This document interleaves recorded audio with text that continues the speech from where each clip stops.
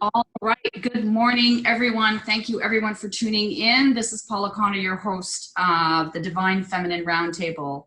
And we are joined today with Lori Ladd and Carrie Kay, who joined us last time. Carrie was with us last time. We had quite a few folks on the last one, so we didn't have too much time to share. So I'm super excited that Carrie could come back and that Lori is joining us from California in the US. So thank you so much, everyone, for joining. Before we begin, happy Father's Day to all the glorious men out there, the fathers, the sons, the uncles, the dads, the nephews. We love you. We honor you. We just, yeah, I don't know what else to say. Glorious men out there, happy Father's Day. And then what I want to do is if we can just step up into our hearts, everyone who's listening, real quick, and then we're going to begin. Focus your attention on the area of your heart, imagining the breath is flowing in and out of your heart space. Deeper and slower than usual. And then let's just send out to everyone that is listening, and all the men, all the women, all the beings on planet Earth, we send our love to you, and we hold that in our heart space just for a minute.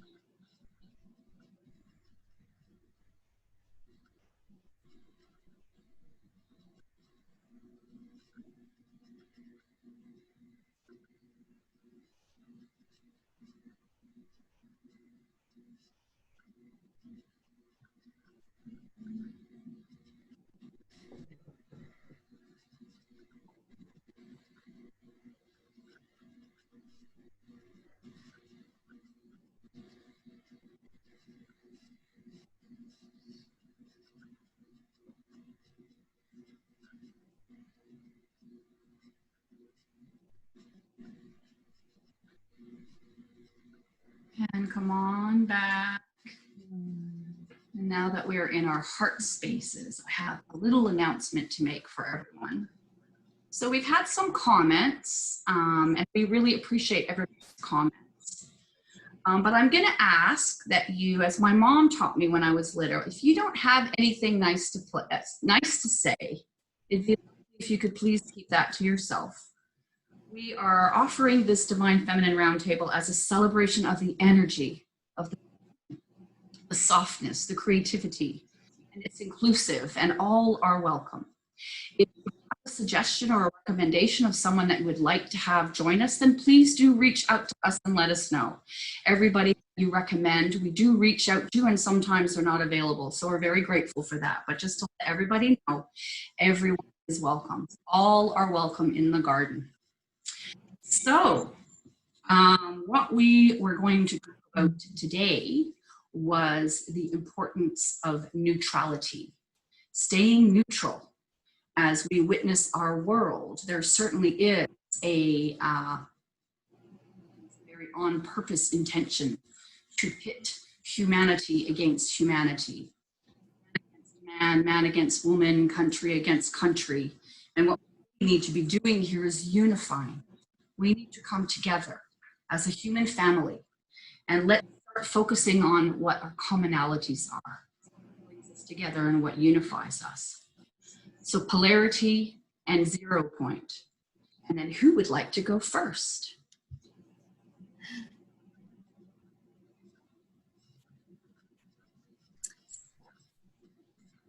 Well, if nobody wants to go first, I will. My internet. Sorry if my internet is in and out. Yeah, please do. I'm going to put myself on mute. Okay.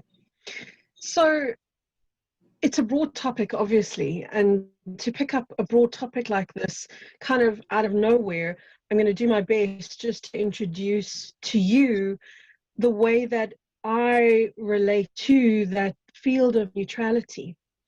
And I know, by the way, that different people have got different names for it. Like some people will affectionately call it the sacred neutral, the sacred neutrality, because when you're there, you'll realize that there truly is something sacred about that neutrality. And other people refer to it as 0 point, which is the ultimate stillness. Others refer to it as the void. And it is all of those things. But it has this very specific signature energy that if you've been in it, by whatever name you know that place, you know that place. It has this resounding stillness. It's the kind of silence that it feels as if your ears are blocked. You know, when your ears are blocked, it's that very weird feeling. It feels almost like all of your senses have been heightened, and it feels almost as if you're in some kind of a sensory deprivation chamber at the same time. So what an interesting experience it is to be in this field of 0 point. When you're there, a very interesting thing happens, and that is there is no judgment. All judgment ceases. You know, the inner talk, that incessant rambling from the mind that doesn't shut up even when you sleep? It does. When you're in the sacred neutral, it actually falls into such a deep silence that everything, every part of you is brought into that deep silence in such a way that finally everything in you is calibrated to that field of oneness. There's no inner dialogue, there's no inner picture, there is just the peace of that moment. And I often have people in that moment, and I say to them at the end, I say to them, right, come on back, open your eyes. And almost always the answer is the same, and that is, I don't want to come back. It's so beautiful here. It's the ultimate stillness.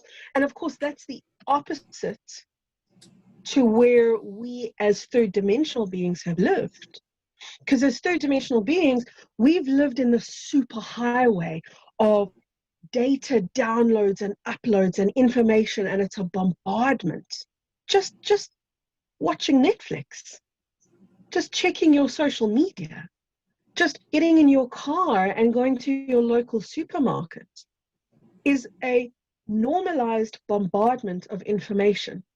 See, we don't think that it's strange because we do it every day, except what we call normal is so ferociously abnormal that there really are no words for it. That frenetic talking in the mind, that incessant chatter, it makes us insane. So we're almost permanently in analysis. Even if we're watching Netflix or going to the store, whatever we're doing, we're in this permanent analysis, and it's kind of got the schizophrenic quality to it, where we'll think one thing and then bam, we're on to the next thing, and on to the next, and on to the next, and on to the next. And in all of that talking, we lose touch with the truth of who we are, which is the saddest thing that could ever occur to any human being, is the loss of contact with the authentic self. And of course, people they try everything that they can to regain it, not even knowing where to look, but they're pretty desperate to find it. It is always available in that sacred neutrality. Sacred neutrality, a person could explain it to you, and I know all of you beautiful ladies here will have so much to share about it. You've got your own wisdom about how you might access it. But I also know that as much as we can intellectualize and explain what the sacred field is comprised of, until you've been there, it's just words. It's just somebody's insight, somebody's idea. And the beautiful thing is that the moment somebody steps into that sacred neutral and embodies the neutrality of that place, the people with whom they converse, should they choose to, are then exposed to that 0 point energy. So no doubt the listeners today are going to have those intermittent moments of being able to connect to the speaker's neutrality. That's open for everybody. that's available for everybody. And in order to tune into that, it's a simple breath. It's a simple,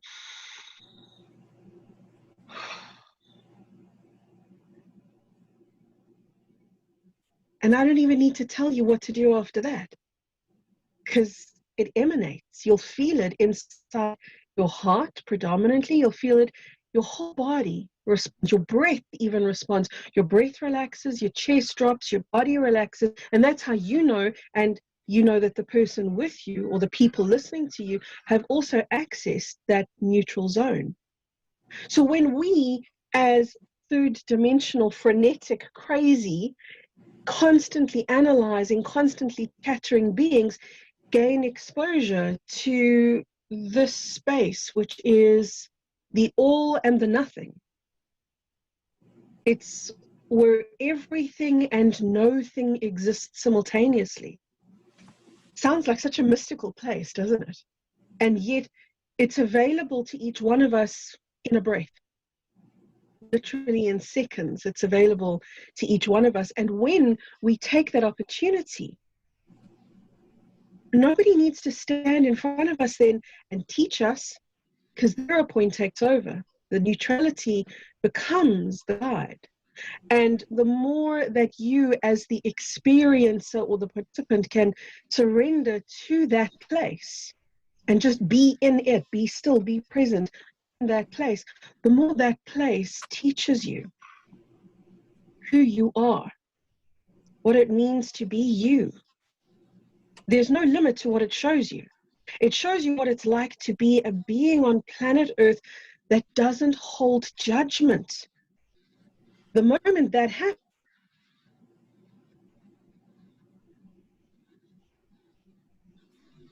I see Murphy is with us today. Murphy's Law Network. how There did she is, she's you back. move? We lost you there for a bit, and Murphy popped by quickly. Murphy, how could you do that to me? I was on such a roll, seriously. I know, it was beautiful. Damn you, Murphy. Where did Murphy get hold of me? Back to the place where you said the moment that happened. When you're in neutral point, when you're away from polarity and that incessant analysis, when you're in neutral point, Okay. And your breath being taught.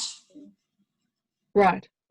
Yeah, so it's teaching you about who you are. It's teaching you how to be without judgment. The moment you've dropped judgment, you've dropped third dimensional connection. That is the connecting point. It's the thing that tethers us to the third dimension. The moment we drop that tethering point to the third dimension through dropping judgment, by default, we become aware of the self that already exists in fifth dimensional and higher frequencies. So the power of 0 point is such that it aligns you with the truth of who you are. It introduces you to the most magnificent creature that you could ever dare to meet, and that is yourself. Because there's nothing else there. And in a crazy way, not even you are there. And I know that that sounds, for those who haven't experienced it, I know that that sounds like, what is she talking about? But you'll know it when you're in there, that you are everything and nothing simultaneously. You are both the creator and the creation simultaneously.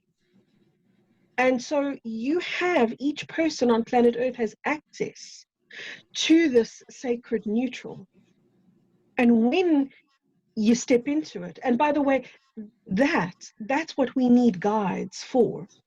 It could be an off-planet guide who you connect to. It could be a human guide. It could be one of these beautiful ladies here.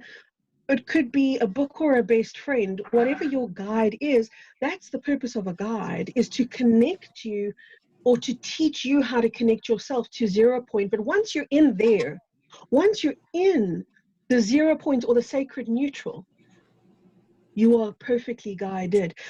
And it doesn't speak in words. You see, a lot of people think that. A lot of people say to me, well, Carrie, I had this amazing experience, and there I was in the 0 point, and I could feel it.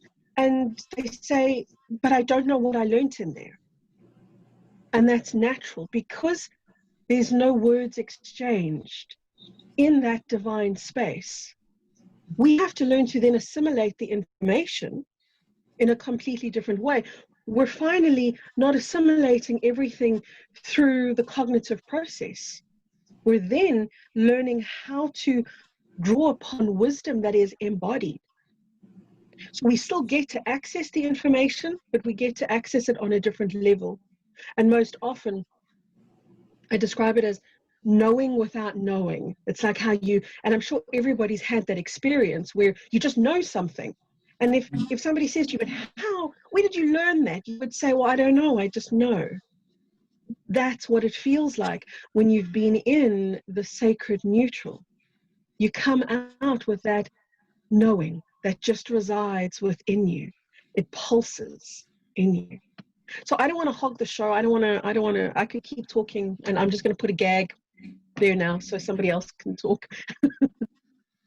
I'll just add really, yeah, just to add that, and that is exactly where true peace is found. When because you're right, Carrie, when I experience the 0 point, it's literally like I'm in water, and my ear, like a pool of water up to here. At least this is how I experienced it with just what I've been learning from you over the last little bit. Is it's like you're in water, but it's the silence speaks to you, to your point, and it's in the knowing, and that, but that is where the true peace is. In any chaotic storm, it's that peace, that oneness of source. Definitely. Yeah. What did the Pleiadians, because you channel the Pleiadians, what do the Pleiadians say, or do they talk to you about 0 point or your experience? Want to add to what you just shared there, which was lovely. Who are you talking to, Paula? I was talking to Lori. Sorry. Yes. So they always show me visions. You know, they always show me pictures. And so when Carrie was talking, they were showing me the humans, us, in the arena, basically, right? In the third dimension, looking out at our external, at this chaotic polarity playing out. It can't get any more polarized, and it's going to continue to get more polarized, right? We're going to, sound quality is better when we mute. Okay. So we're looking out, and duality is getting more intense. Polarity is getting more intense. It's becoming much more obvious that we are standing in a dualistic polarity field. And our role as these consciously ascending humans is to stand in exactly what Carrie was talking about, and what we're talking about, which is this consciousness that we call like 5D consciousness, right? And beyond.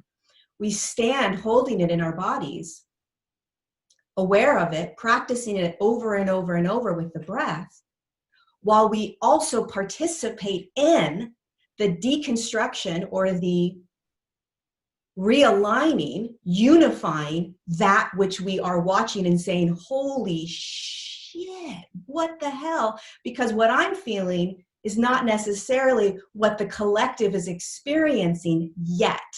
But what I'm experiencing is what the collective is eventually going to be experiencing. So how do I hold this, teach this perhaps, show the human how to access it, while it looks like there's so much chaos? How could that possibly be who I am? How could that possibly be true when what I'm seeing is massive polarity and duality? That's the practice, is how do we hold this as often as we can with our breath while we stand in the midst of the arena of the third dimension, where massive amounts of polarity and duality are going to continue to unravel. It's going to get more intense, right? And more intense and more intense.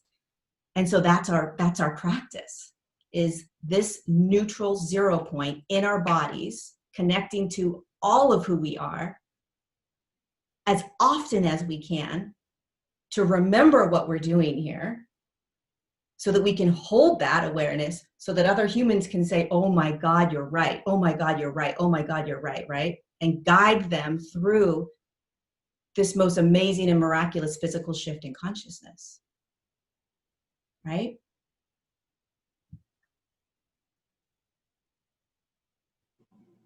I would love to jump in there.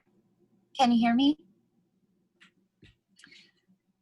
I really resonate with what you're sharing, and I know for me it's also the tool, or the direct access to that has always been through stepping into the role of the observer and observing the duality, because the duality begins in your mind and then you see it outside of yourself.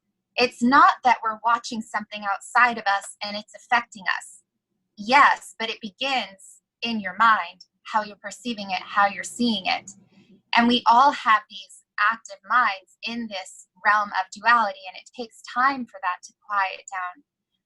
Part of that is also just the environmental locations that we're in, the frequency effects. Those are real things. When we're surrounded by microwave frequencies, we're constantly being fed these not 0 point neutral frequencies.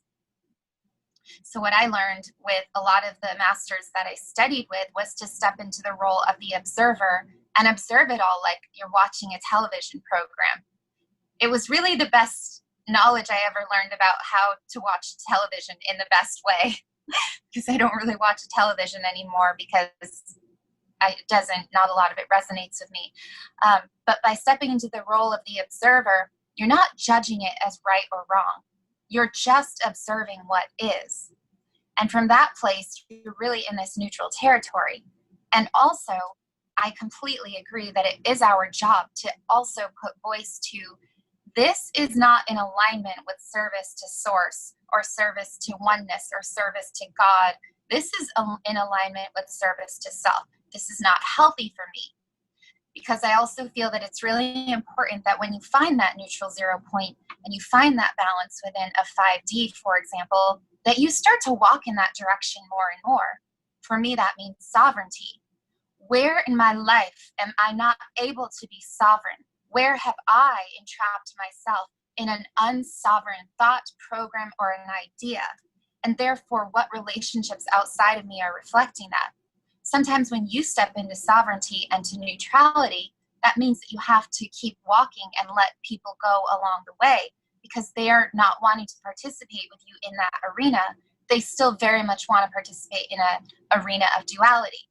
But from a neutral space, it would be to not make them wrong, but to also honor with your spiritual, higher self, starseed, galactic, angelic discernment that this is not in the best and highest for me.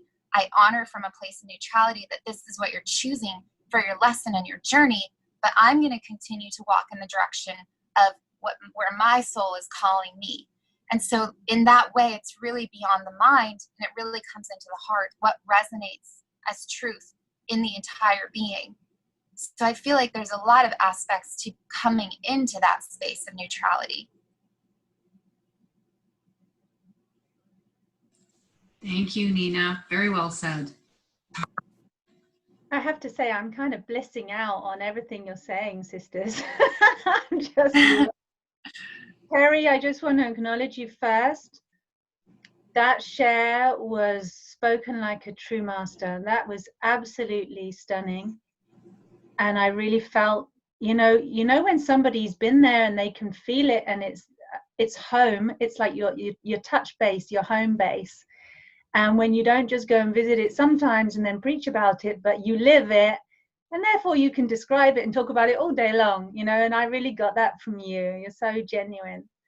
And Laurie as well, what you were talking about, the duality and coming from that place, absolutely spot on. I totally love it. And yeah, Nina, I get it, the sovereignty as well. And what it reminds me of, like, I grew up with an enlightened master in my life, and if you don't mind, I'd just like to share a little story of something that he told me. It took me years to understand, but I get it now. And so this guru, when he first came to London, he'd literally left left India for the very first time. Some people from London went over and took him away from his family. His father before him had been this incredible enlightened master, walked all over India, spoken to millions and millions of people. And his youngest son, Prem was his name, Prem Rawat, he was speaking in front of crowds of thousands from the age of 4. And when his father passed away at the age of 8, they pronounced him to be the new master. And he was just constantly speaking. And so my parents were amongst a group of people who'd heard about him back in 1971. And they brought him over to London. And my parents were part of a group of people, small group of people, who were creating the ashram for him to live in. And my parents conceived me whilst working in this ashram. I know, right? You're not supposed to be. It's not very ashram kind of behavior. But my dad was building and decorating it. My mum was working and funding it, and they were cooking. You know, they tell these wonderful stories, all cooking in the garden on the fire outside for all the people that were helping. And everything that my parents did at that time was about total devotion and service to peace on earth, because this child, he was 14 at the time when he first came to London, and all he talked about was peace and truth in the heart and the knowledge of self. And he would give techniques, he still does to this day, give very, very simple techniques to have the knowledge of self and turn the awareness that gets plugged out there into the world, the right, the wrong, the good, the bad, the left, the right, the up, the down, the whole duality, how to basically take exactly the same senses, exactly the same cognitive awareness connections that we have to understand reality, or at least what we think we understand of reality, and to turn those same cognizance, sensitivities and connections within ourselves to experience that which we truly are on all of the levels that we are, but specifically into heart source. And that neutral point I like to call source. That's what it feels right to me. And so many years later, so I was around this guru my entire life. I mean, I just loved being in his presence constantly. It was an incredible way to be brought up. I mean, unbelievable. And so many, many years later, I find myself, I've got a couple of kids, I'm stressing out, I'm skint, I'm having a horrible time. And other people who are even devotees as well, are just behaving really in a nasty way. And I'm confused, right? I'm really confused. I'm like, why are these supposedly spiritual people acting like what I thought at the time were total assholes? Not being loving and spiritual, like when they're in meditation or they're in an event with the guru, they were beautiful, shining, radiant, divine human beings. Outside of that, my judgment was they're behaving like total shitbags. They're horrible. And I was getting really confused, and I'd had quite a lot of confusion between plugging in, being in that internal heart space, source, breath, love. For me, it's unconditional love. Absolute unconditional. You know, it's like so neutral, it's like water, that kind of love. It's just expansive. And then opening my eyes and going, now I've got to deal with the world and kids and money and people and even my community. And I really struggled with that inside and outside kind of situation, right? The inner world was beautiful, the outer world was horrible, and I kept wanting to escape into my meditation and stay there and not live in the world. And it got worse and worse and worse, to the point I really didn't want to live in the world. So I find myself, I'm at this event actually in Australia, outdoor event with my guru, and hadn't seen him in a really long time. And for the first time in my life, I get to ask him a question. And actually the deal was none of us were supposed to ask him questions. We could just, you know, say our thanks or something. But I got hold of this microphone and I was like, I need to ask you a question. And my guru, who I've always wanted to thank and to love, he's sitting just really close over there. And instead of me sharing my gratitude, I asked this question. And I said, so why is it that it's so beautiful on the inside in this place of what we're calling today sacred neutrality, that peace, that bliss, that love, and it's so awful on the outside? What do I do? First of all, he says, I'm not answering questions. and I nearly died. I was like, I wanted the ground to swallow me up. And then he was like, but I can't resist. And he answered, and he said, so this is what I do. He said, if you're walking around and you smell, and he actually said these words, right? He actually said, if you're walking around and you can smell doo-doo, poop, poo. He said, and you're asking everybody, check your shoes, check your shoes. I can smell something really bad. And he said, what you need to do is check your own. And then I really died, because I was like, my master is telling me I smell of dog shit. And it was horrific. That was how my judgment went, right? But what he said, I'll get to the point. The point is, he said, this is what I do, is I wear my cologne just here, just under my nose, so that everywhere I go, that's what I smell. And for ages, I was like, what is he talking about? And I got it. Years later, I finally understood what he meant. And I'm just going to share that with you quickly, what my understanding of that was. That when I am in what's under our noses, right? Breath. What's right here under our nose every single moment of every single day of every day that we have ever lived is this incredible now o'clock. This incredible presence, this incredible, we don't even know where it comes from or where it goes to, but it is life itself. And without this breath under the nose, none of us actually exist. None of us, we're all dust. Everything on this planet is dust. Nothing would exist on this earth if it wasn't breathed in some way, right? Every living thing respires. Every living thing breathes. And so here I have this now, this presence right under my nose. And when I step into it, or not even step into it, but literally take a moment of consciousness to first of all receive it. Because it's not something I have to go and create. It comes to me all the time. And am I willing, am I humble enough, or am I in need of peace enough and recognizing that to step into what's already being given constantly all the time, and has been given and will be given forever?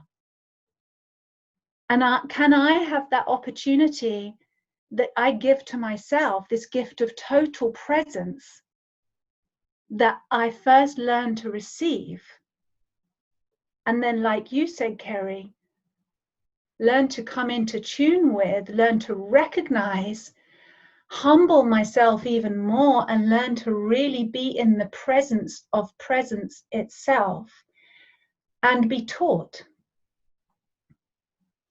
Every single one of us have exactly the same teacher.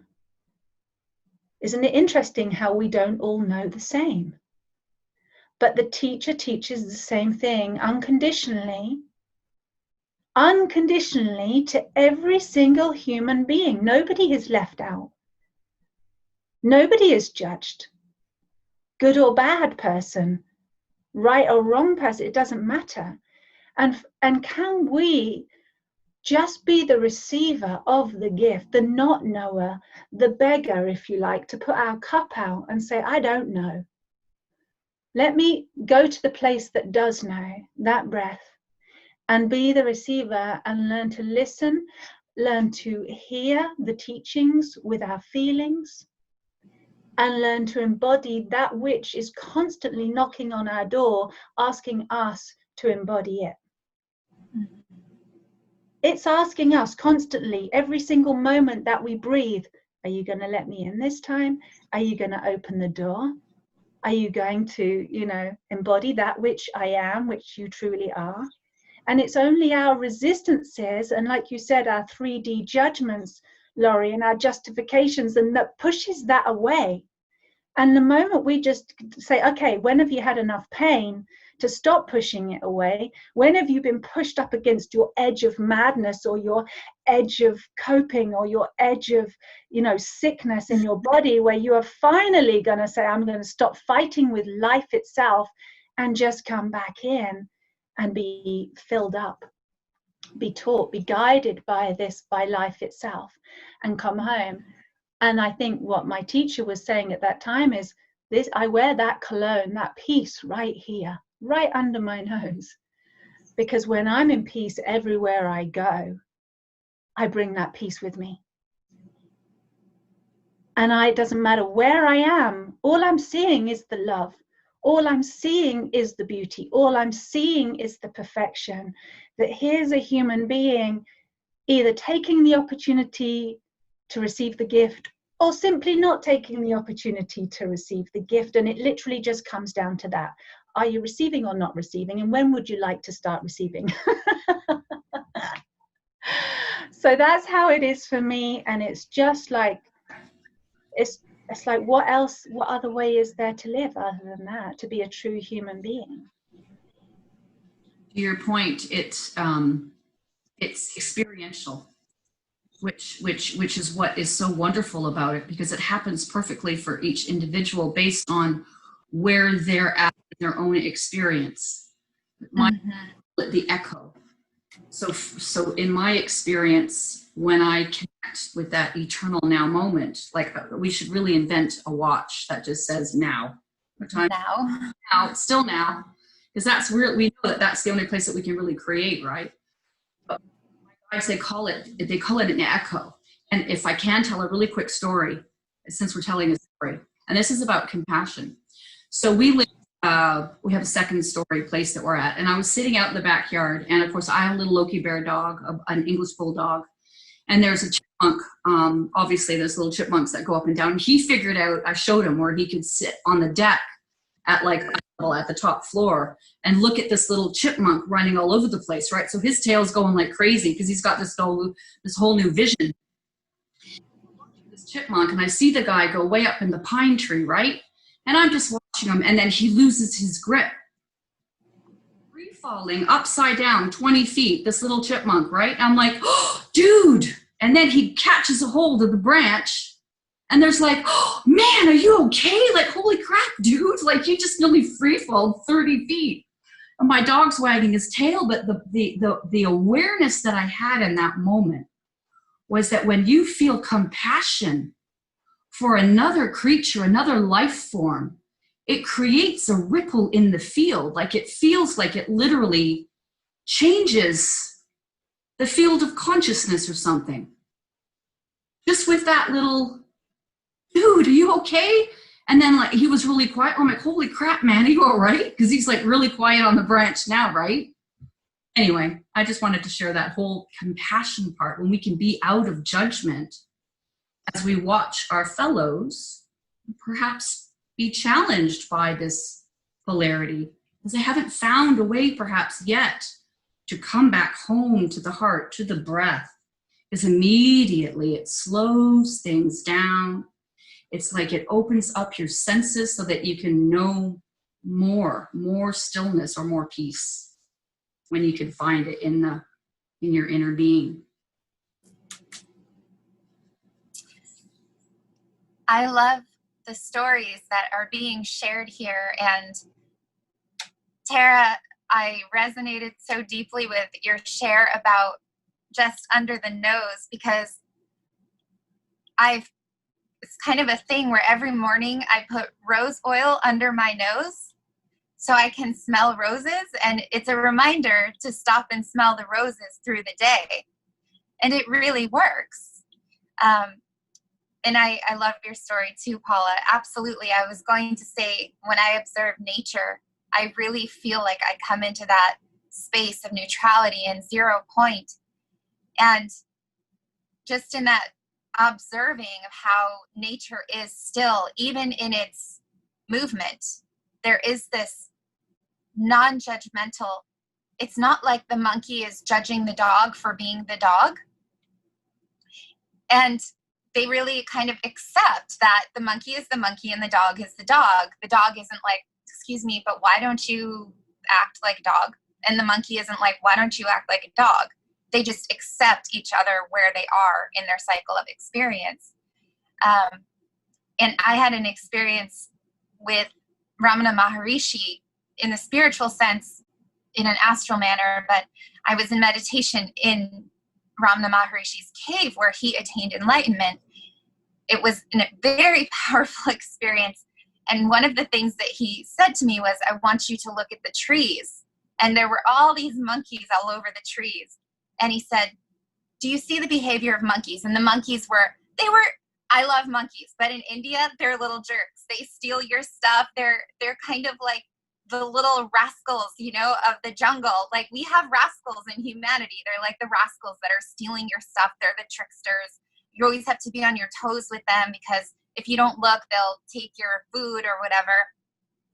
And he said, this is really funny. So at the time, I was kind of dating a lot of men that were like more like monkeys.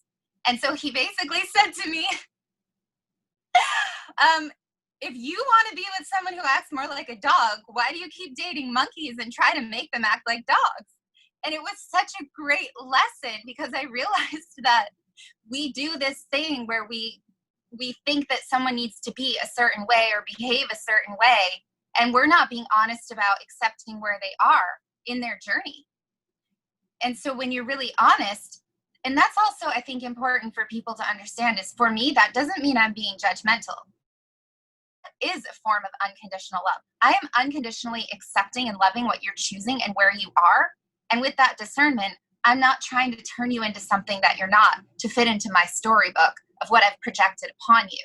I'm accepting where you are. And I'm deciding from my discernment, is that going to move me farther away from my neutral zone, or is that going to move me closer to my neutral zone?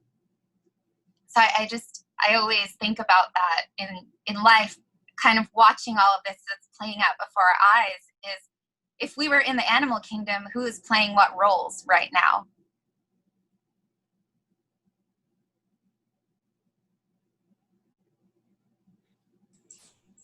Very good point. Something. Oh, sorry.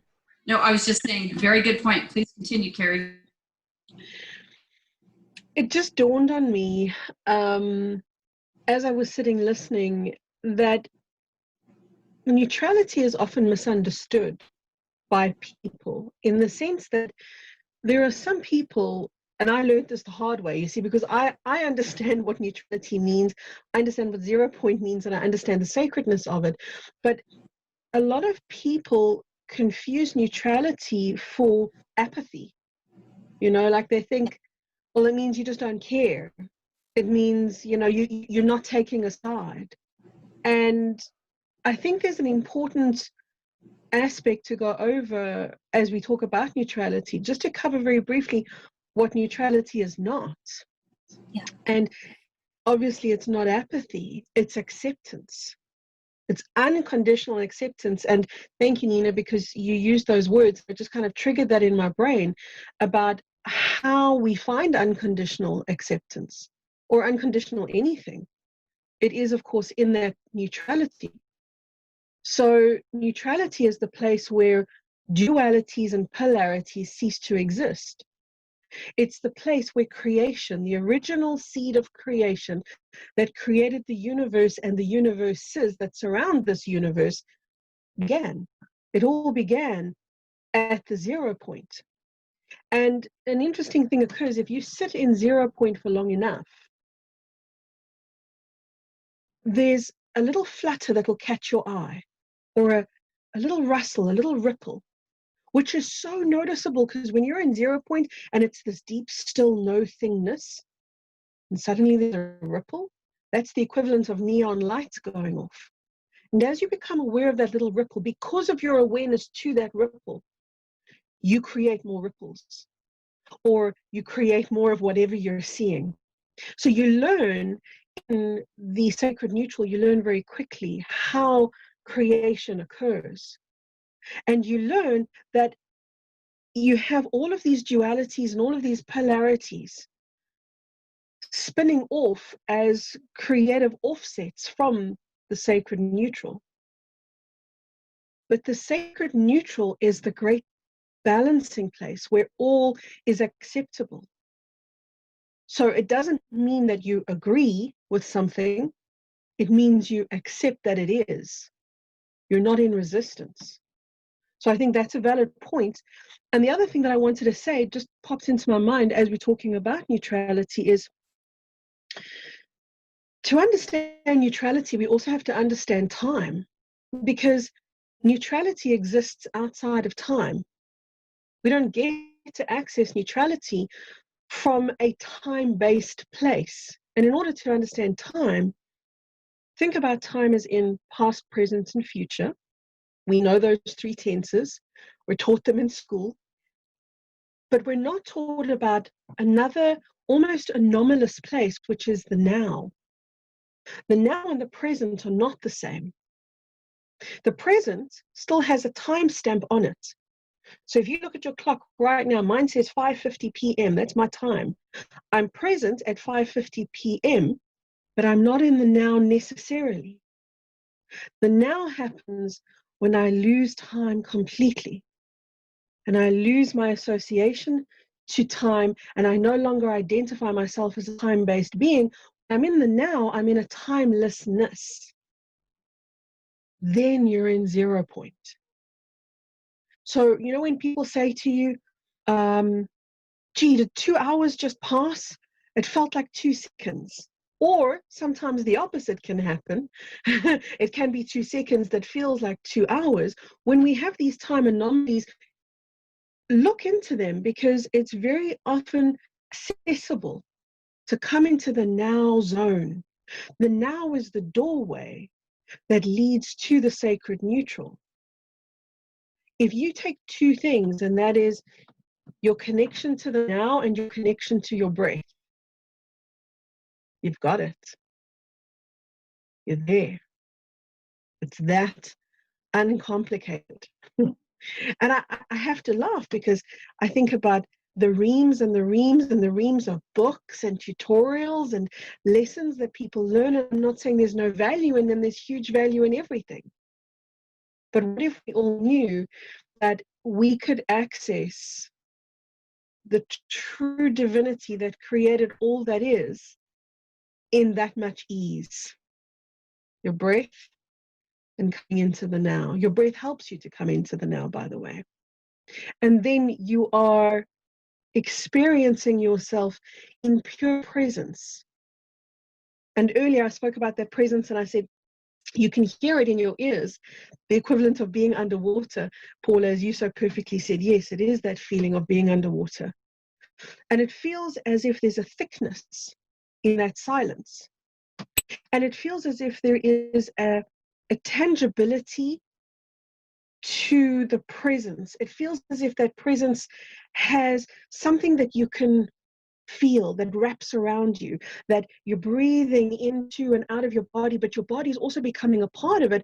So when that happens, you're experiencing yourself in presence as presence itself. And that's the gift attainable to each one of us when we enter the 0 point, is that yes, we become present, but we also become aware of ourselves as presence. So here we are. We think of ourselves very often as little fledglings, human beings, little fledglings, finding our angel wings in the world, learning how to be some kind of spiritual master being. At least we think that's what we're supposed to do for many of us. And there's no 50 to 500 year learning curve. If we allow ourselves to truly engage with ease, we can come into the sacred stillness of this exact now, which is outside the time, but in the fullness of presence. And if you wanted to, you could put your hand on your heart.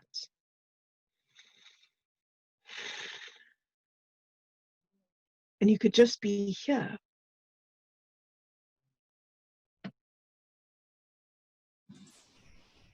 I find that the more I practice being in the state of stillness and being in the present moment outside of time, I find that this is going to sound really funny, but when I'm like walking in nature, I actually even said to my husband last week, we went for a walk, and I said, I know this sounds really funny, but I seriously think that the birds are singing for me sometimes.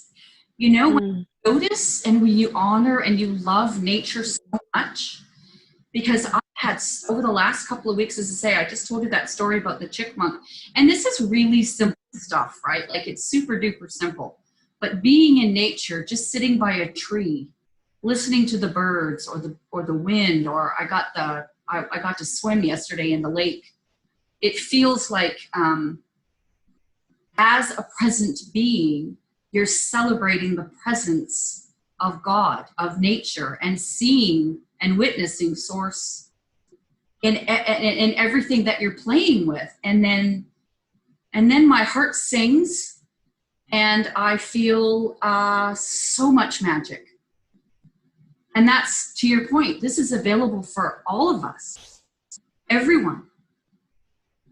It's like so close, like it's closer than here or here, right in the heart.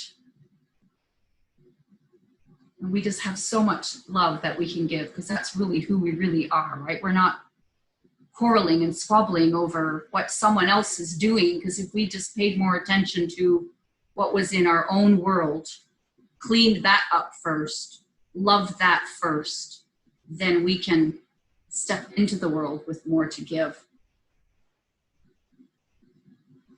Absolutely. It's a total self-love conversation. I feel that's where I want to go with it. Nina, thank you for that story. It was so cute. I'm going to put my rose oil there. But Laurie, I'm wondering, and Kerry, thank you for raising the timeless element, because that was just sitting right there ready to be opened. And I've been wanting to have a conversation or bring time into this roundtable for a while. It almost pops its head up a few times. And Laurie, I'd love you, if you don't feel too put on the spot, timelessness and dimensions and everything you experience, how do you experience that presence and timelessness with what you do, if you don't mind me asking? Love to hear. Thanks for asking.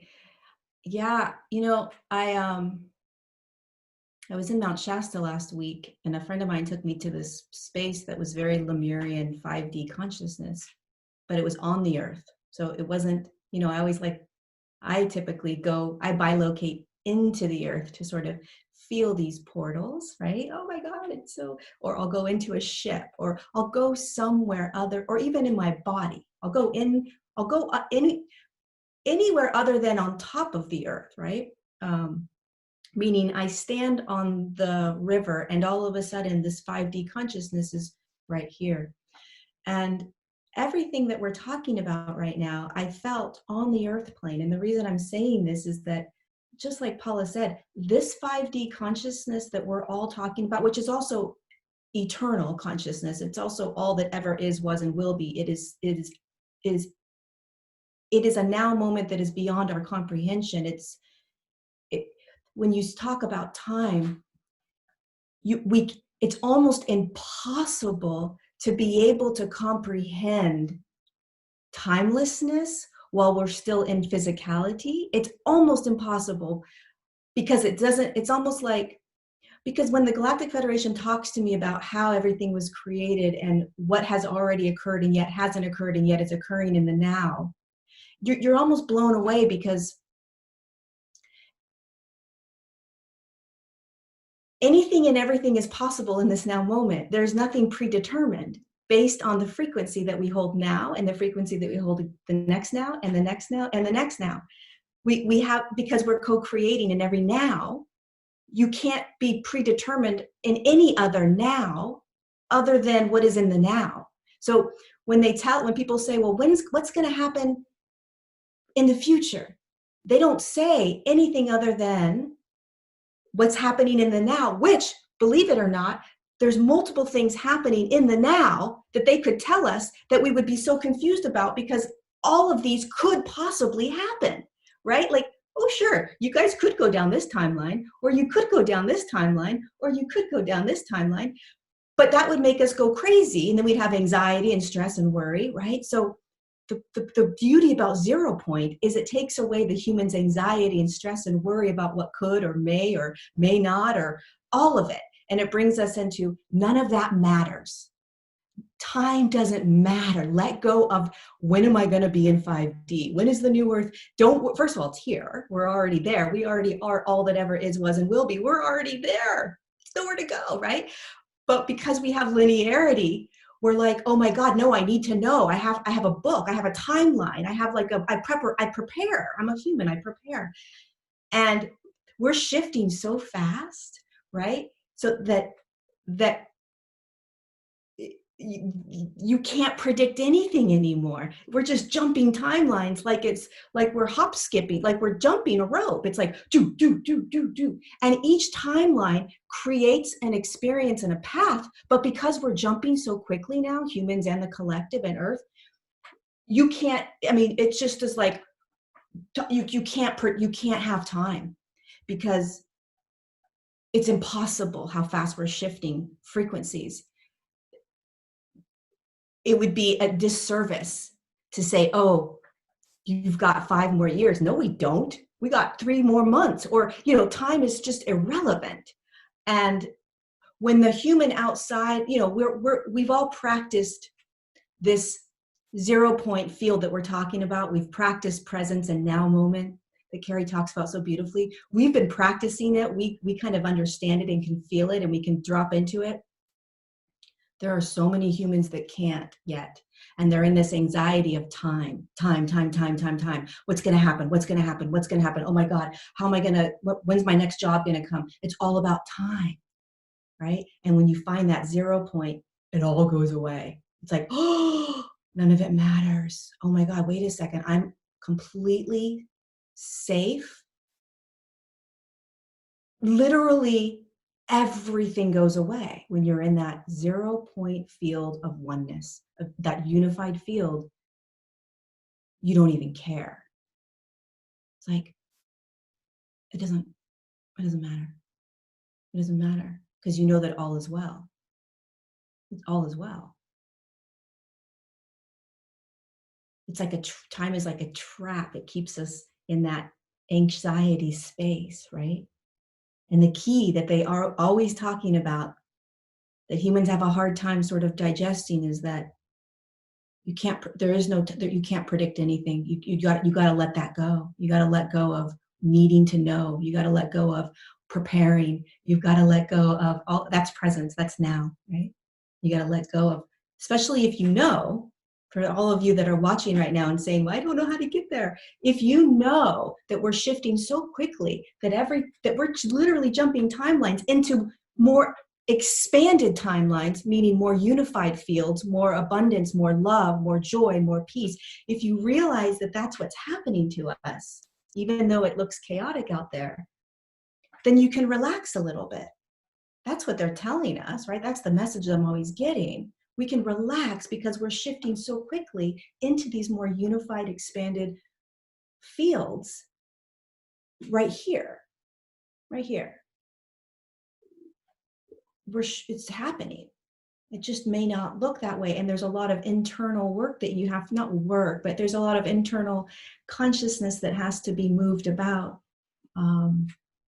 within you, integrated, alchemized, so that you can remember this. Oh yeah, this is how it works. I remember, On that note, Lori, of course, we just had quite the weekend with the solstice energies and the eclipse. I don't put you on the spot, but I will, because we're graced with your presence and everyone that's here. What do your guides share with respect to this passage that we're in right now for the listeners? We know that it's so important to let the world go and create on focusing on your own peace and being in the internal world, healing your hurts and healing source. But perhaps, Lori, you can share a little bit of guidance for the listeners as to what passage we're moving through right now to help them with perhaps a few tools.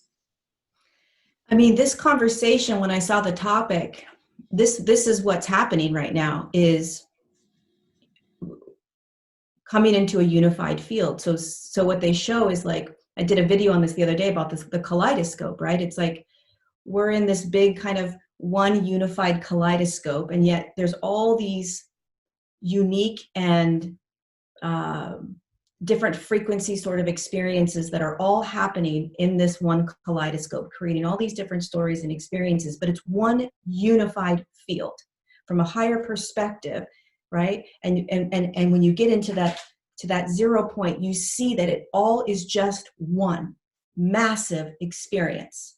Duality, polarity, dark, light, low, high, whatever it is, but it's all one.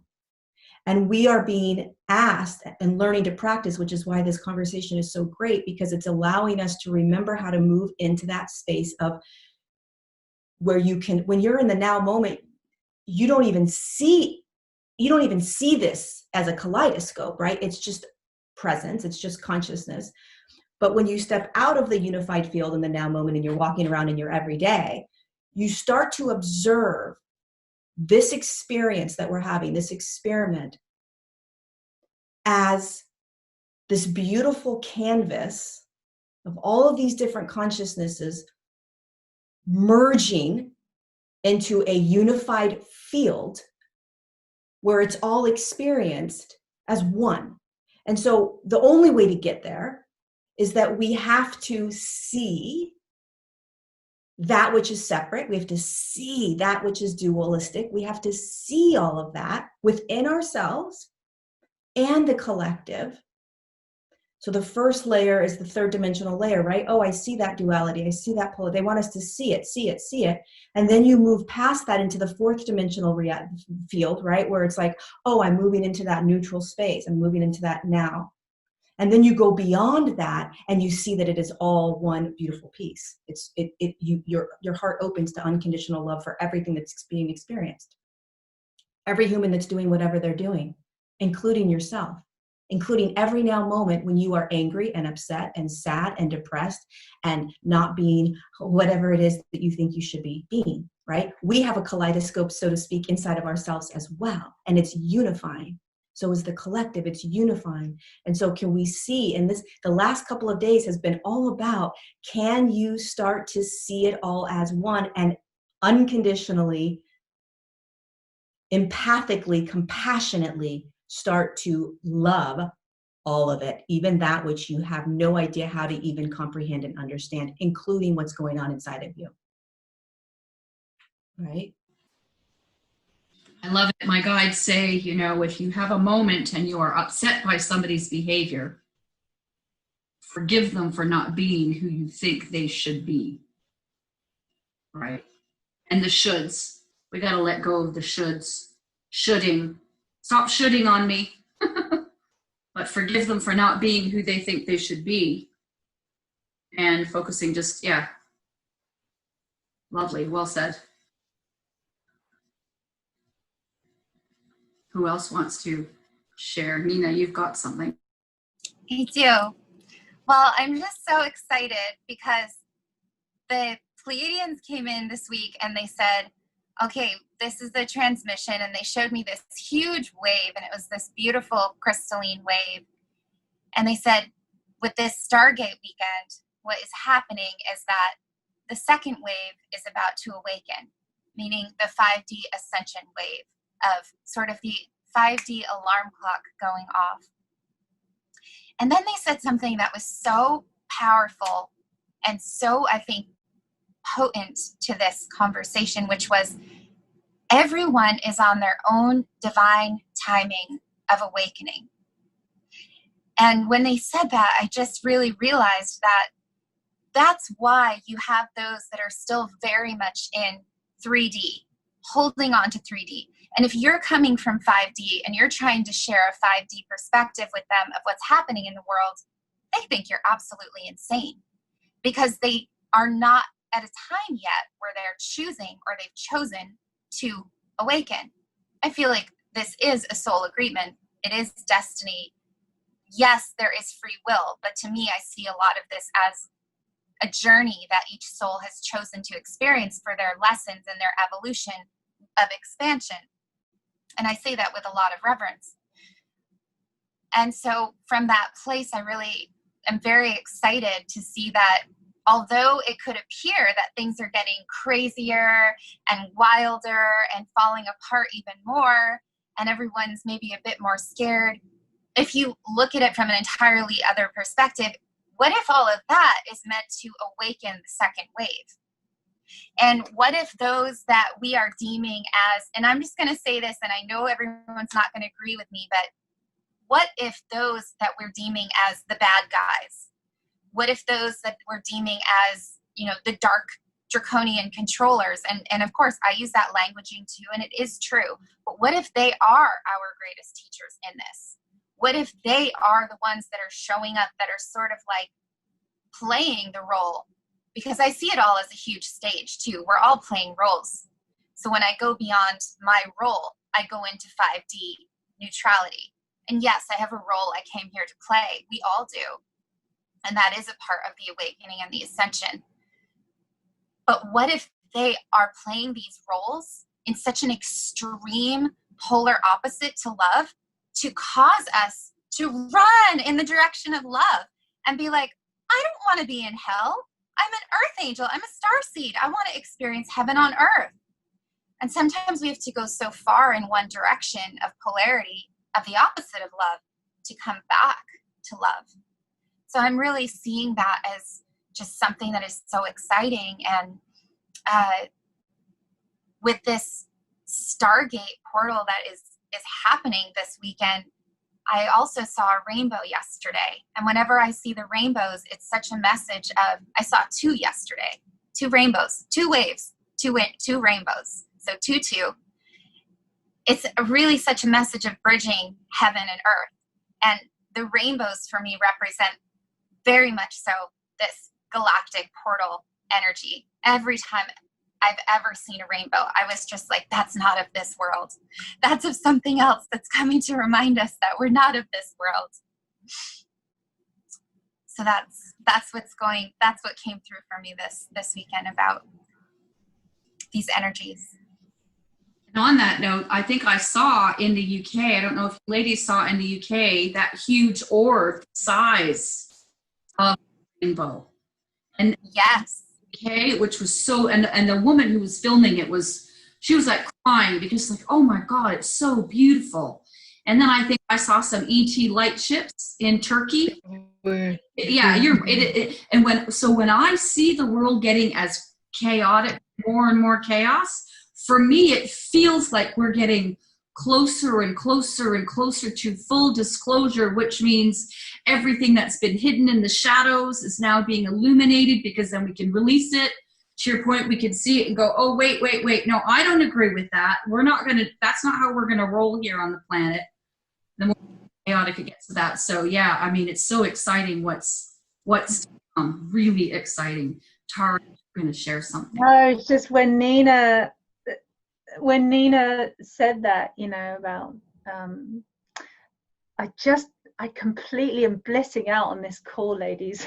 It's so wonderful listening to you. What you just said, Nina, I love it.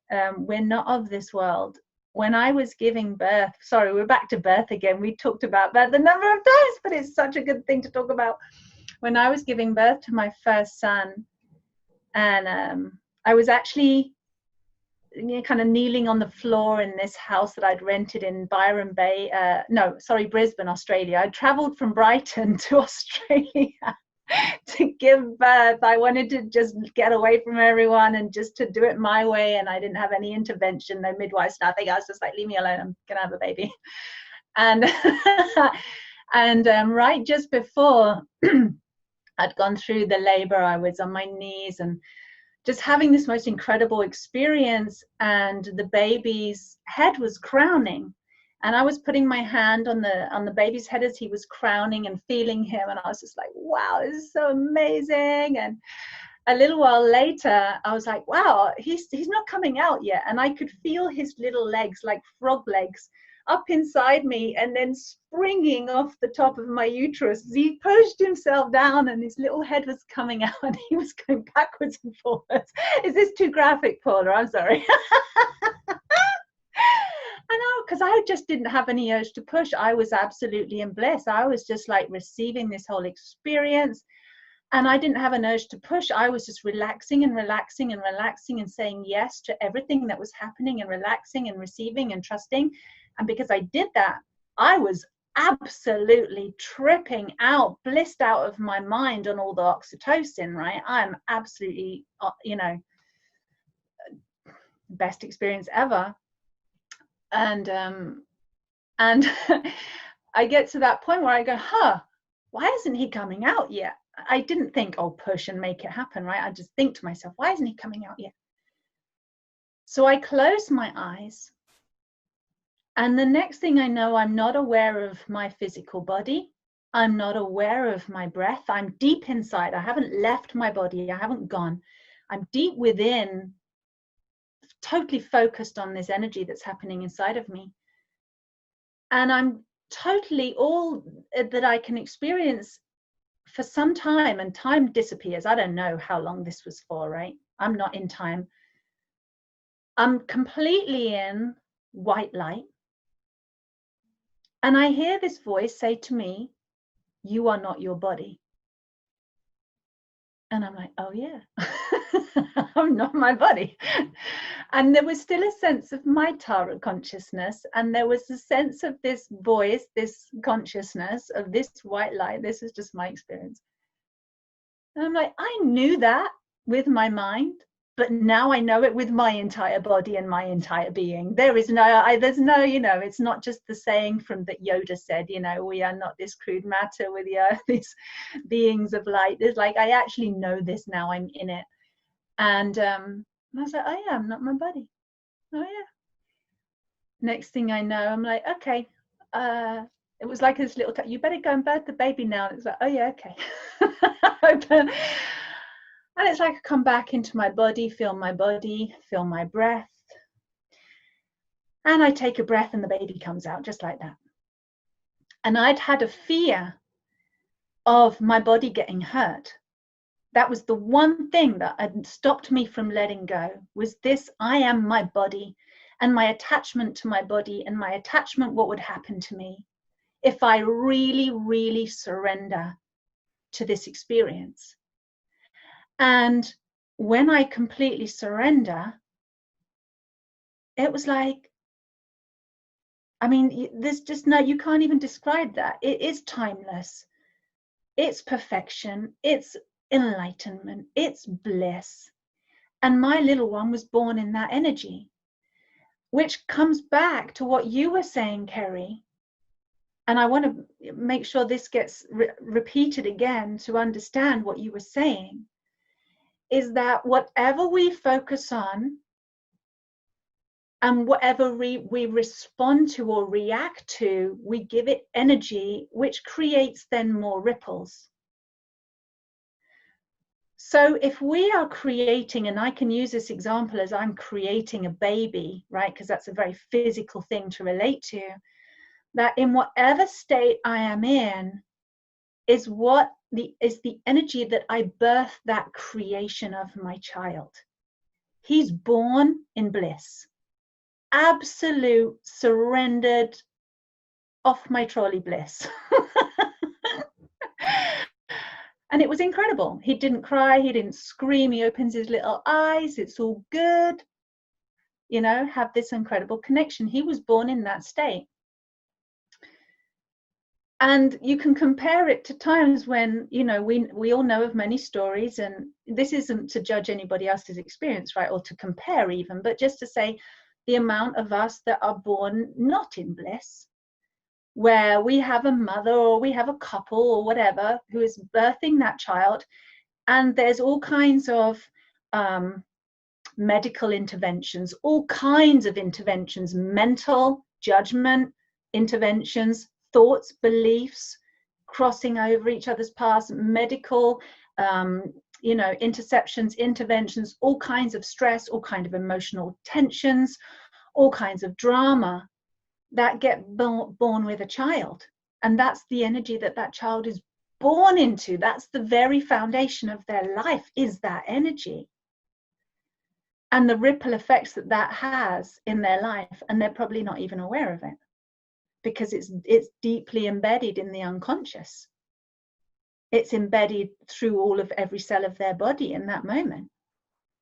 So if we can take that as an example, because it's visceral and tangible, and we can perhaps relate to that, then however we are now in our everyday waking moment, and this is a big responsibility, right? Because with big power comes great responsibility. And if we want to be a powerful person, if we want to make an impact, if we want peace on this earth and love in this world, then there's a great deal of ownership of responsibility of that it's not about going out there and telling everybody else how they should be or shouldn't be and putting your messages in their face and trying to change them, like you said, Nina, but just to kind of own the responsibility that as I am, so I create, and everything I put my attention onto, I am going to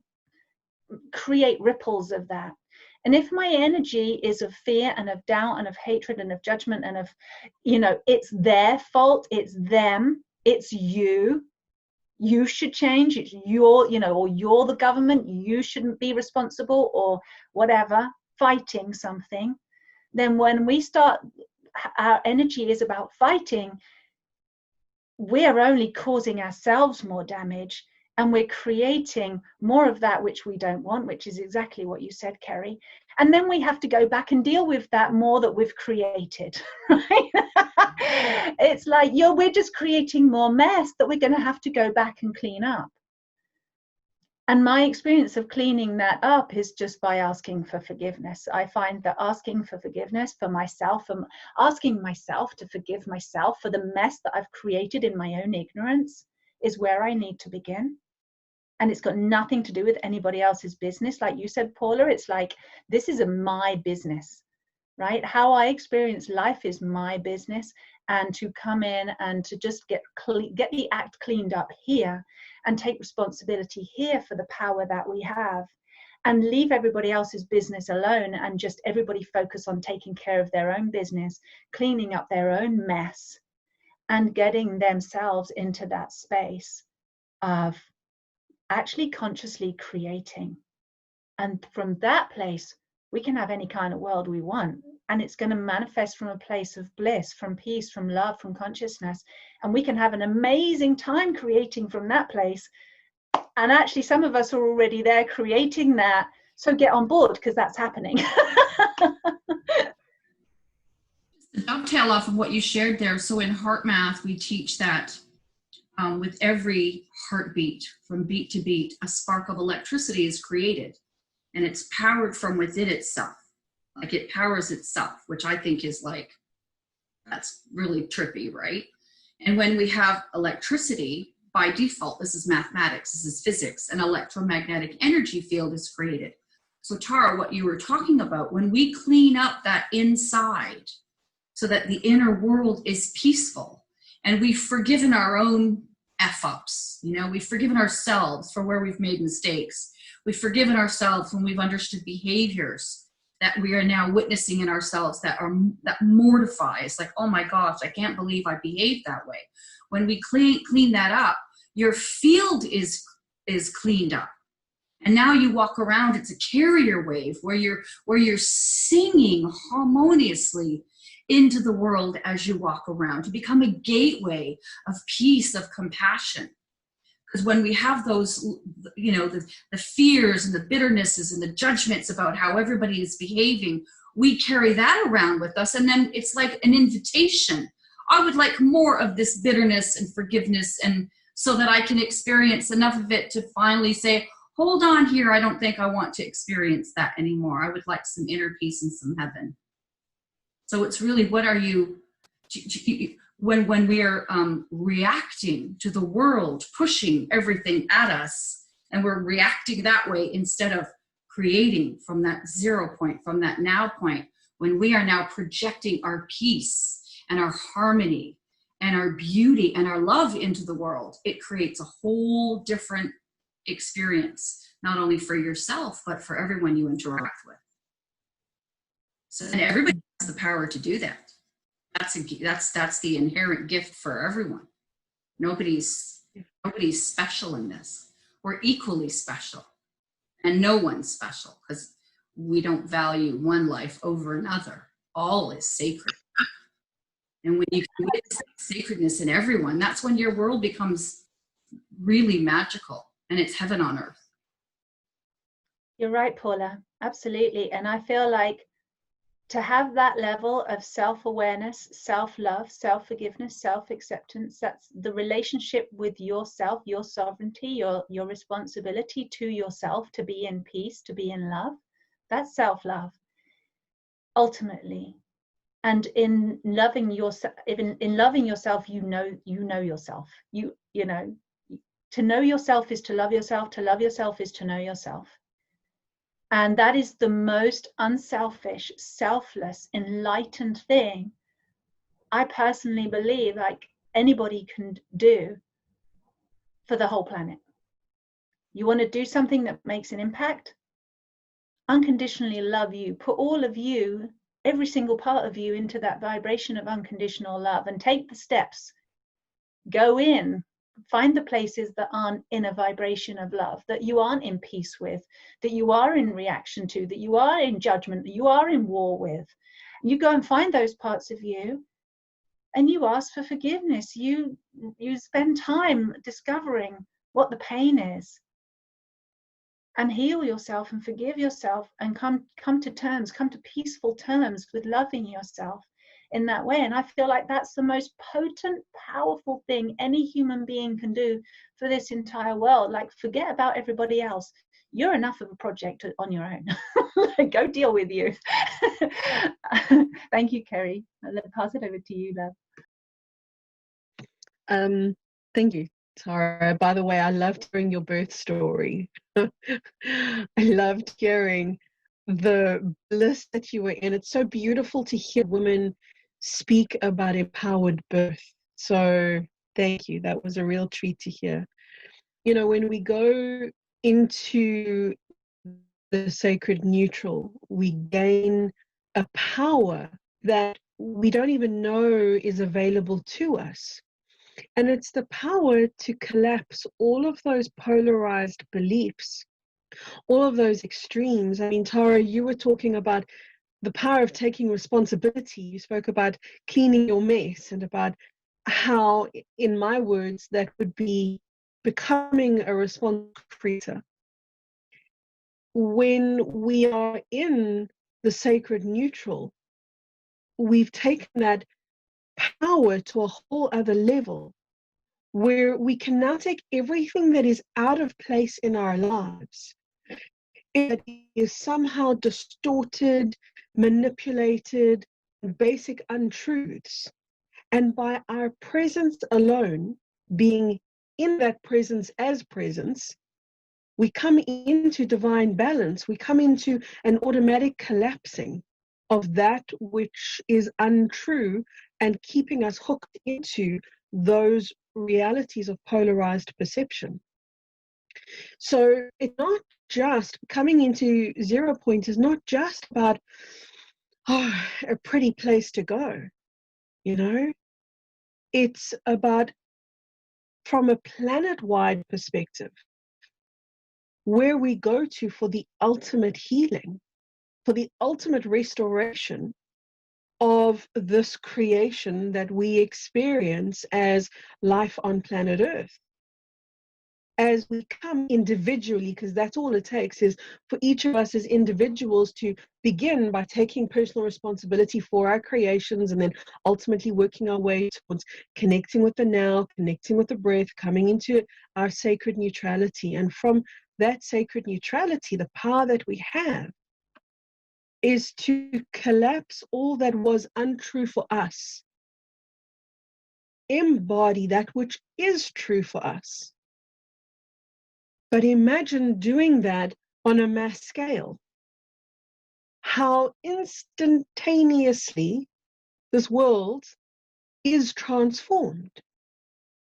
You know, there are so many people that say, oh, there's so much to do. It's going to be so hard. I mean, much like Laurie was saying about time, where we perceive perhaps that something is going to take 5 years or 2 months. When we come out of time into the true sacred neutral 0 point, we have the absolute power of recreation, to recreate from within, which is exactly where New Earth is. The birth, as Tara was talking about, the birth of New Earth happens with, we are each a male and female, to birth a new reality. The birthing of the new coincides with the collapsing of the old. And of course, if we look around us right now, what are we seeing? Yes, it's chaotic, but it's also collapsing, isn't it? And we feed both the chaos and the collapse by each of us silently going into our sacred neutral. Just wanted to share that.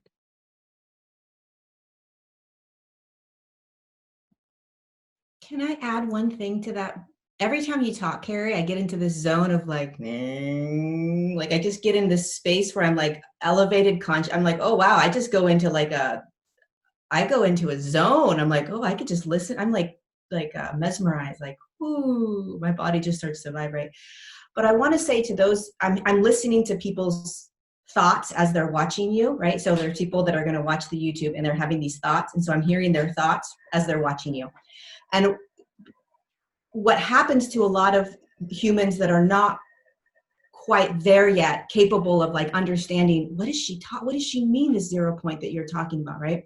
For us, we're like, oh yeah, we got it, we're there. When you have to come in the body, right? You have to go into your body. You have to embody. And when people that are not used to, when humans are not used to going into their bodies, they have to start feeling.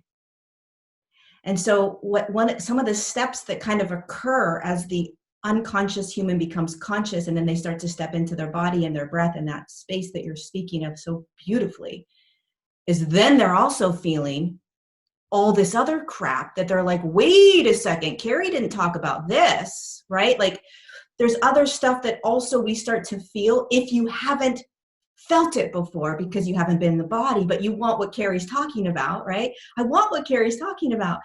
So then I get in the body, I'm like, well, this isn't what Carrie was talking about. I'm feeling anger and like there's all these other things that you have to navigate through when you also find yourself in that space that you're speaking of. So I just want to say to all of the humans that are like, I want what Carrie's talking about. Yes, you can get into that space just like that. But please also know when you do that, you may also, just like Tara was talking about, you've got to love yourself unconditionally at the exact same time as you're feeling all the other stuff you've never wanted to feel. You can't have one without the other. You can't. And they have to know that they're worthy of it. They're absolutely worthy of that incredible unconditional love. It's, all is forgiven, you know? Lori, when you were talking about stepping back from the kaleidoscope and witnessing it as just 8 billion different experiences, upbringings, perceptions, teachings, education, it's just an experience. When we can step back from that, I completely lost my train of thought. Worthy of it. We're worthy of that inner peace. We're worthy of that stillness, of that love, of that 0 point. I've said it a lot this week, but it says in A Course in Miracles that love brings up everything unlike itself. Yeah. When you Perfectly shine a said. light in the darkness, you're going to see shit that you haven't seen before. And you just clean up. It's just a cleanup job. That's what angels do. That's what we do. We're just cleaning up.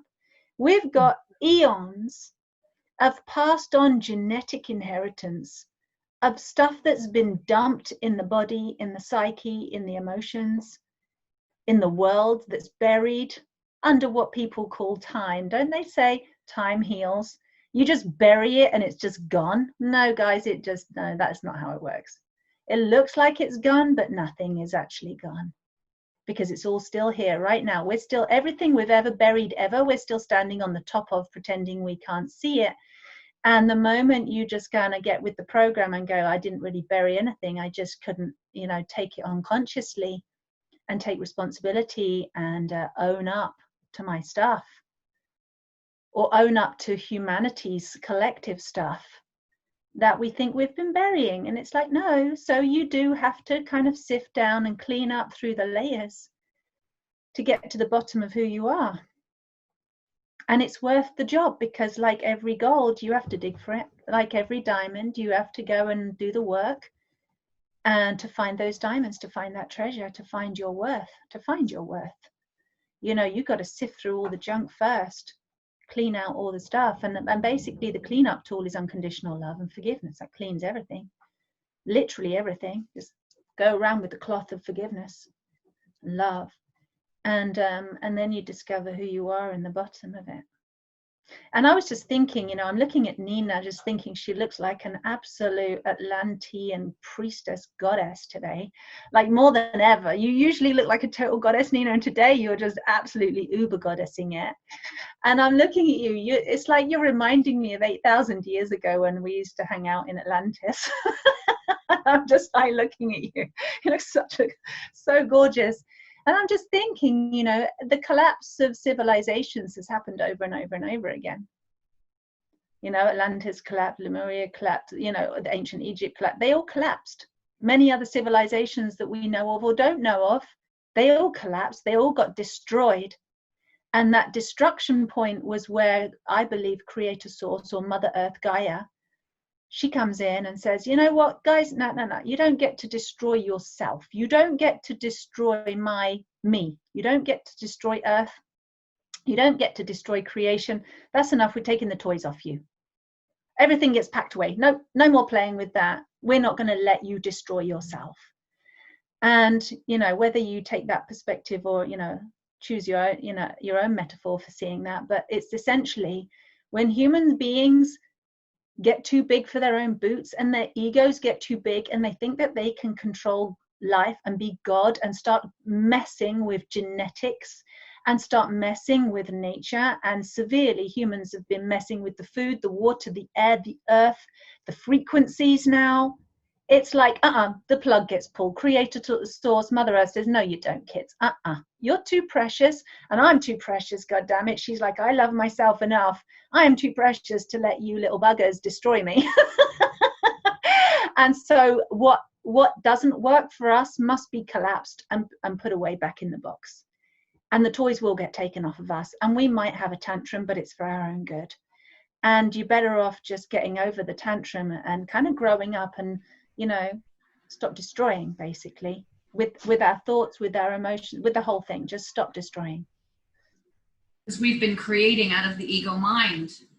So because we've bought into the idea of being separate, not only separate from each other, but separate from our creator, we've created a world without heart. It's a heartless world. It's all the ego mind. And the ego mind will never be able to rationalize or understand or comprehend source.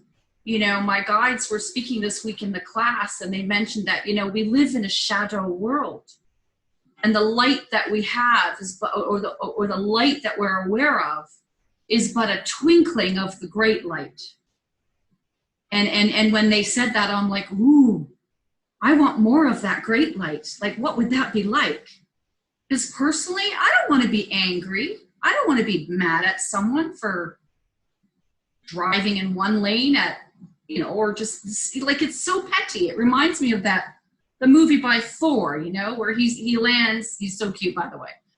He lands on the planet and he's like, you humans are so petty.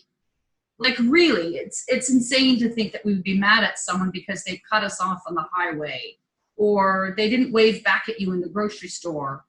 Like, we really need to come together, and we can do such a better job. I love, Tara, your analogy of the toys. Yeah, it's time to put away the toys, because we are at a point. That's what this is about, this period in time. My guides say anyway, this is the time of the reckoning, the facing of the self and one's creations, and of the collective. So when we can clean up our own stuff, forget about what everybody else is doing in their yard. Just focus on you. As my young son says to me, Mom, you do you and I'll do me. If we did that, I think that we would literally shift in a heartbeat so quickly. I think the collapse that we're seeing is the most beautiful thing.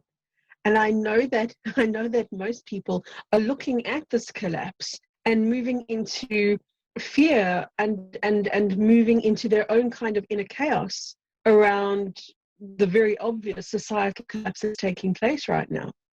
And thank you, Laurie, for that add-on to what I was saying earlier, because it's so important for people to move beyond the need for bliss or perfection to be the everyday norm. Because when we're in the sacred neutral, everything is acceptable. And in that acceptance, there is the deepest peace you will ever know. So there could be a whirlwind going on around you, and it could be fraught with all kinds of chaos. But when you're in your 0 point, you are the eye of the storm. You are the seat of that calm, even if what you're witnessing is the collapse of your own untruths and your own misconceptions, which are the most painful collapses to witness. They are, because even when it serves us in the end that an old belief system collapses, it's a belief system that we've known. And we as humans have so often confused a belief system for an identity that when the belief system collapses, we feel as if we're losing ourselves or are a part of ourselves. So it's like a mini death when that happens. But if we learn to embrace the collapse, like I said, I see the collapse around us right now, and I know people are being injured, and I know that people are in pain. But the majority of the pain is the response to the collapse and not the collapse itself, meaning it's the fear of the collapse and not the collapse itself. If we get out of our own way enough, we have the opportunity to be in that sacred centeredness and just allow for the collapse, knowing that from the collapse, the new birth happens. The true self arises. So, beautiful collapsing, everyone. I feel like this whole conversation, we've all been going into 0 point with our minds will just go blank, and we're just feeling this presence with each other and with everyone tuning in and watching. It's so powerful right now. And I just want to thank all of you for everything that you've shared. I have this incredible feeling of heartgasmic bliss that's been bubbling this whole time. It's just gorgeous. And I also just wanted to share, to add on to what you're saying, Carrie, that I feel like what we're all talking about is acceptance is so important. Acceptance of where one is in the present moment. And what we're seeing play out right now is a lot of collective karma of all of the timelines that we've all experienced together, because we have. And it's a funny thing to talk about past lives. Well, it's really all happening now. So your past life in Atlantis is as presently active in you now as it was then. It's all now. We're operating on multiple timelines right now. And when you start to become aware of that and awaken to that, first it's a bit of a trip. And I would say that's when you're definitely more in this 4D, 5D experience, where you can still start freaking out between the duality of, oh my gosh, am I going crazy? Because your mind is pretty much adjusting to an entirely new way of perceiving the world and everything around you. But we have to accept everything that we have been and experienced through separation of all the timelines. And just as Tara said, we have to love it like a child that was crying out for love. And is the Divine Mother Gaia not the best example right now of, by standing up and saying, I love me too much, I love you too much, Is she not the best teacher of what a true mother is showing us, which is love yourself as much as I love me and I love you. I am going to teach you how a mother should mother her children. I'm going to remind you how holy you are. I'm going to remind you how precious you are. And what I'm hearing a lot of as we're tuning into this collective energy that's tuning into us right now, with us, you're all with us. So I just want to speak to all of the women and men listening. When you have those moments and you hear in your own mind, oh, you're so stupid, or, oh, you know, you're making this up, or you're not enough, you're not worth this. Who are you to walk away from that situation? Who are you to want better than that? You know, this is how you've been since your whole life, or this happened to you when you were a child, so this is who you are now.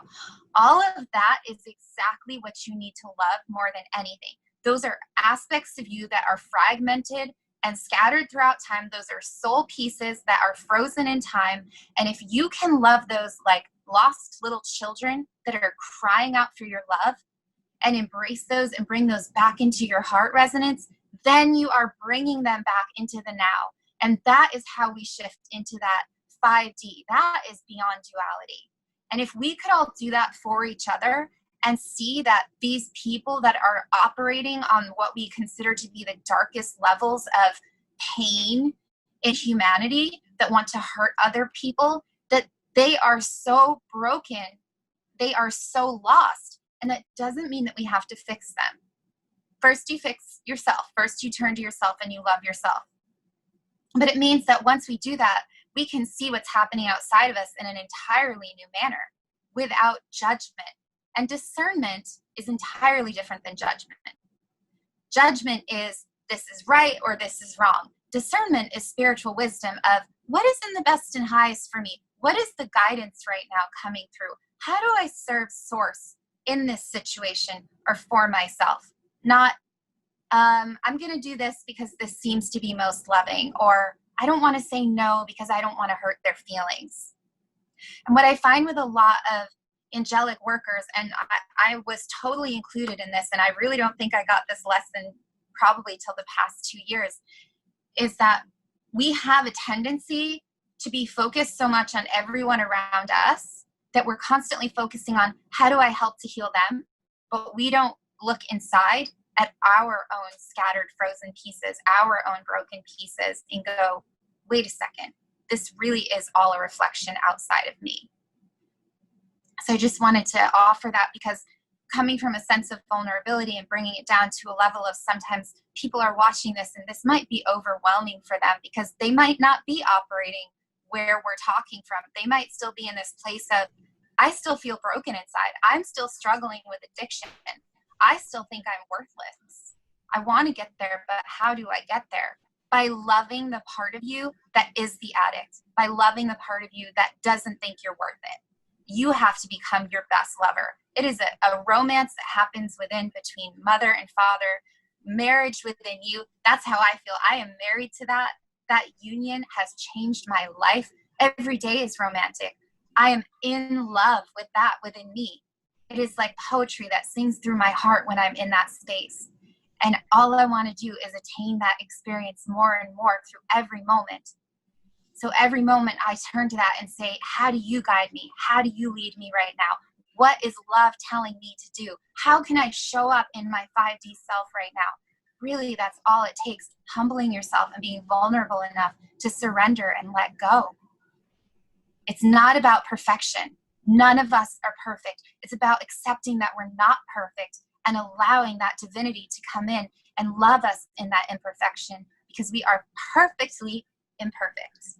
Exactly. We're perfectly imperfect. And to your point, Nina, these aspects, because it does take courage. Shit. It really does take courage. Everyone out there, we've seen our own challenges within our own being where we've behaved in a certain way that would be less than perhaps appropriate. So when we see that kind of stuff that we've been ashamed of before or embarrassed by, it just needs to be loved. You're shining light on aspects of yourself, because you can't change what you can't see. And once you can see it, it can be freed. It can be lifted and reknown in a higher way. Because yes, we are perfectly imperfect. And these challenges and errors perhaps that we made through being wrong-minded, it was done in innocence. It was done in our own innocence and not having perhaps access to information then. You know, I did this before and I'm not really proud of it. Well, you did the best you could with the information that you had at the time. Right? Just to share with everyone that's listening too. I totally love what you both said about that. Thank you so much for sharing that with everybody. And it's particularly, I feel like this being the solstice with the eclipse this morning, or whichever part of the world you're in. For me, it was early morning. For you guys in America, it was during the night. And I've been feeling like we all know, well, a lot of us know eclipses are about endings, rebirth, and new beginnings. And here we are in that middle eclipse of 3, the no moon or new moon solar eclipse. And then in 2 weeks' time, we've got another full moon lunar eclipse, another one. But right now, it's that midpoint transition between having all the stuff that's come up in the last couple of weeks with that full moon, and it went ballistic with all of the riots and the anger coming up. And it was squared Mars and Pluto and all this other stuff was going on, and the anger that was coming out of people. And beautifully so, right? The pus has to come out of a wound. You have to get that out of the body and out of the system. And here we are at this point right now of this first day of the solstice and just after the solar eclipse, where there's been a rebirth moment, a reset. And I started to feel it last night. I was on the phone to my dad just before we came onto this call, and he was like, everything changed last night. The energy was just changing and I could feel it. And I wonder who else felt that as well. And this is my dad saying this. And then this point now of this eclipse, and of course an eclipse happens every year, but I feel like this is, you know, quite unique because of everything that's going on in the world. And plus there hasn't been a solar eclipse on a solstice since 1955, apparently. So it's quite a rare occasion. But also how it feels to me about a real convergence of those timelines that you were talking about, Laurie. It's a convergence point where all of the options and all of the choices and all of the strands that we have been down in the past, let's say past lifetimes or past and potential futures, it all feels to me like it's a convergence moment. And the convergence moment isn't a right now, okay, at 12 o'clock on whatever day. It's almost like a constant becoming more convergent, more harmonious, as more aspects of each soul start to come back together, as each timeline that we have ever lived are coming to a beautiful finale, a beautiful wrapping up and a closure. You know, when you just get closure on a relationship, what a relief. Oh, or you get closure on an old situation and it's just like, oh, you can move on then. And so this is what I feel like this time is really precious, and today and the rest of the todays that can happen from today, but this incredible moment of this convergence of these wrapping up relationships, beliefs, soul contracts, healing wounds, timelines, past, present, future, all of these coming into this beautiful wrapping up harmony. And the way that I hear humanity is like a symphony, and we're all an instrument in this incredibly massive symphony playing out. And each, just like a piece of music, you don't get the music by everybody clanging on their instrument at the same time. That's not unity. That's not harmony. The harmony is when every single human being plays what they're supposed to play. They're doing them at the time that they're doing them. And you have to have the ear to listen for the harmony that makes. The symphony. Or as people learn to find more harmony with themselves, the whole thing starts to sharpen up a little bit. you know, and it's like each instrument, each player, each orchestrator, each creator, each human being starts to come into more harmony with themselves, and therefore more harmony with the whole orchestration and the timing and the rhythm of each thing, of each instrument, of each section that needs to do, you know, my orchestration noise, you know, playing out in the whole harmony. And this energy going forward from this eclipse is about, and what world are you creating next? How much of your harmony have you embodied? How much of your understanding of all your lifetimes, of all, or even the years that you've been living in this lifetime, how much harmony can you really kind of conglomerate and draw on and connect to and give that your attention, as well as all the stuff that's out of harmony? You have to bring attention to that too, but also bringing in, what harmony do you have? What peace do you have? What would you like to create more of? And let's birth, you know, consciously, even, you know, over the next year that's going to play out between now and the next eclipses next year. But even in the energy of the next few days going forward, or the next week, even from now, that's super, super powerful new moon energy after an eclipse, where we can really come together. So it's such a powerful time, Paula, that you orchestrated so perfectly on the beat with the new moon and the full moon and the new moon and the full moon to have these conversations, so that we just happen to be having this conversation on the solstice and the solar eclipse and this energy today. And the conversation that we've been having seems absolutely so perfect for this energy that's, you know, we're talking about that collective blissful birthing, that peace on earth. And it just feels perfect to me. So I just wanted to call that out and kind of say, well done. Well done, Paula, and yay us. I have to give all the credit to my higher self, because I don't run my life anymore. I don't. And it's glorious because the complexity is removed from my life. It's just like whatever is presented, it's like, okay, I guess we're doing this now. So I'm open. I say yes to what comes. I feel very guided. And this is accessible for everybody.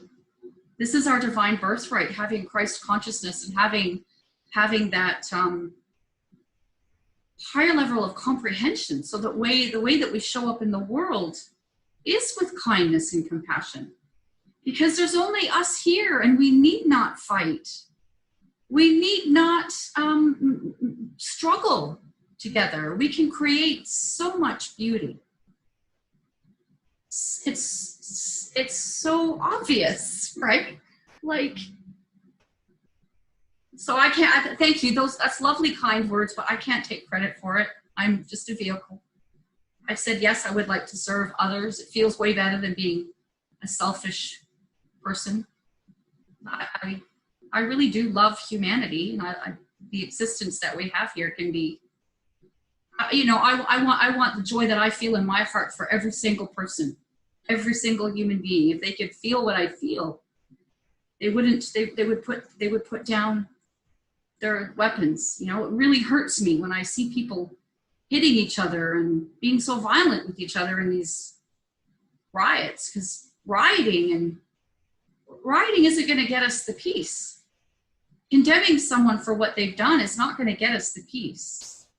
It's the compassion and the kindness that's in our hearts. That's really natural to who we are. It's a natural way of being, right? So we're getting really close to the hour, and I want to maybe give Lori an opportunity to share any last thoughts. I'm so grateful that both you and, well, everybody, I'm so grateful that you guys come to have these chats. And, you know, it was really funny. I was getting caught up with Chrissy on Friday, because there were some, I feel like we're really just, you know, like at the bottom of our backyards, hanging up laundry, and we're just having our chats at the bottom, you know, we're putting up the washing, because that's all we're really doing, right? We're gathering together to share what, as, you know, Samadhi, Carrie had Samadhi Speaks on her site. It's so funny because I've been writing Samadhi on my water bottle for years. And we all have access to this knowing and this wisdom in our own perfect way. And so, yeah, Lori, would you like to maybe send us off on this beautiful day of energy and sharing? I just feel so like blissed out right now. I'm like, wow, this has just been amazing. This has just been, I hope everybody that watches this really settles into what we opened to today, this really beautiful space, because I've just been in a huge amount of bliss that I'm not always in when I walk around in my everyday now. And I think I want to just piggyback really quickly on what Tara said about the energies right now. And whether you're watching this in this right now moment, or the next now moment, or whatever now moment you're watching this in, it's the now moment for you that you're experiencing, this now moment that we're experiencing. This is a massive unifying moment for so many of us, all of us, whether you're aware of it or not. We are unifying all the different timelines. Like Tara said, we're unifying past lives. Like Nina said, we're unifying into our 1 0-point field of all of who we have ever been and that we are right now. Like Carrie talks about that, this unified field of sacred one. I forgot what she's, sacred field, sacred oneness, Sacred neutral. Sacred neutral. Beautiful. This is what we're doing right now in the midst of these two collapses. This is the energy right now, is this unifying, coming together, bringing all the pieces that we don't like about ourselves into this unified field. It's just about unifying, and that's what's happening externally. So if we remember this in our every now moment, that this is about unifying over and over again, simplifying everything to it's that simple. It's not complicated. And then from there, you can take all the steps that you need to be able to understand how and what that means. But we're unifying. We're unifying our own fragmented pieces. We're unifying the collective. And when you talk about this beautiful subject, the unified field, the oneness, the now, that's what we're doing right now. That's what's happening right now. That's the energy right now. That's what you're doing. All of us are doing that right now. We're just practicing, we're learning, we're trying to understand it, right? We're peeling back all the layers. But this conversation is what is occurring right now energetically for all of us, and we're just experiencing it differently. It's freaking amazing that this is the conversation today. It's magic. So it's been such a pleasure being on with you ladies. The energy's just been so fabulous. So thank you. Drink it up. Thank you very much for joining. I'm so grateful that we can all come together. And so a couple of little things before we end. Again, everyone is welcome. So if you have folks that you would like to participate with us, please do make those recommendations. That would be lovely. We have a Facebook page, the Divine Feminine Roundtable. Again, it's a celebration of the energy, because we need more heart. We need more softness, inclusion, and more heart in the world. So please feel free to join there. And have I forgotten anything? No? All is well? Okay, good. Thank you, everybody. And we'll talk to you again soon. Thank you so much.